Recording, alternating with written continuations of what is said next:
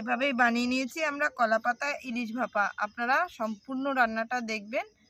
আজকে আমি ইলিশ মাছ করার জন্য নিয়েছি কালো সর্ষে, নুন, হলুদ, সর্ষের তেল, এখানে একটু মিষ্টি দেবো বলে মিষ্টি চিনি নিয়েছি, আর কাঁচা লঙ্কা, আর এই যে মাছ, আর এই যে নিয়ে নিয়েছি কলাপাতা। এইখানে আমি 1.5 চামচ মতন, বড় চামচের 1.5 চামচ সর্ষে নিয়েছি, কালো সর্ষে, আর এই 3টে লঙ্কা দিলাম, কাঁচা লঙ্কা দিয়ে আমি এবার বেটে নেব।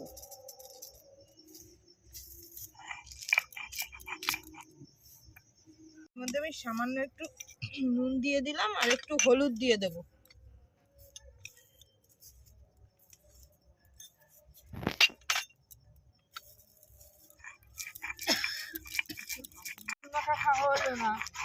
দেখো টোনার কলেজটা বন্ধ হয়ে গেল আর আমাদের পিয়ারা মাখা খাওয়া হলো।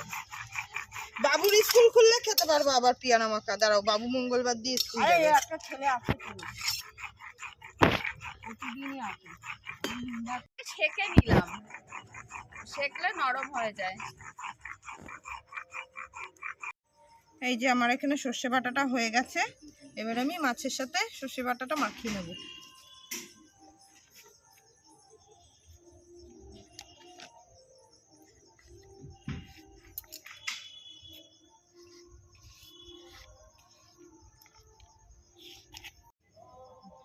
এই যে মাছে নুন দেওয়া, সর্ষে নুন দেওয়া, তাই অল্প করে দিলাম। ছোট চামচি, হাফ চামচিরও কম নুন দেওয়া হয়েছে। দাঁড়া, 5-6 দানা মতন চিনি দিলাম, আর সর্ষের তেল দিলাম। হলুদ দেবো না, ওটুকুই থাকবে, যদি কাঁচা গন্ধ লাগে। মশলার সাথে তেল ঠেল দিয়ে মাখিয়ে 10 মিনিট মতন রেখে দেবেন মাছটা। মাছগুলো কলা পাতার মধ্যে সাজিয়ে দিই।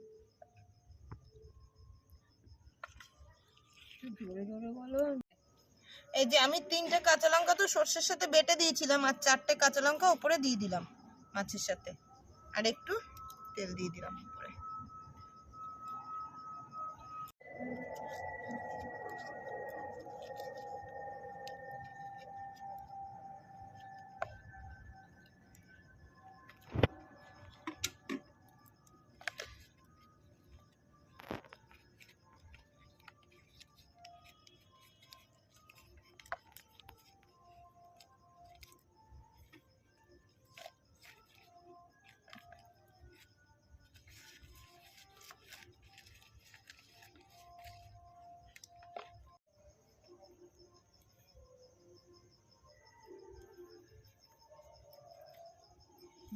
লাভ অনেকগুলো পাতা না, বলছো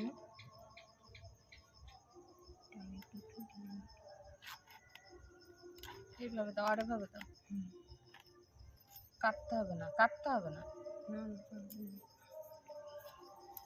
ওই তো, এই যে এভাবে বেঁধে নিয়েছি, এবার কড়াইতে বসিয়ে দেবো। চাপা দিয়ে দিতে হবে। ওইটা এই তো, দাঁড়া,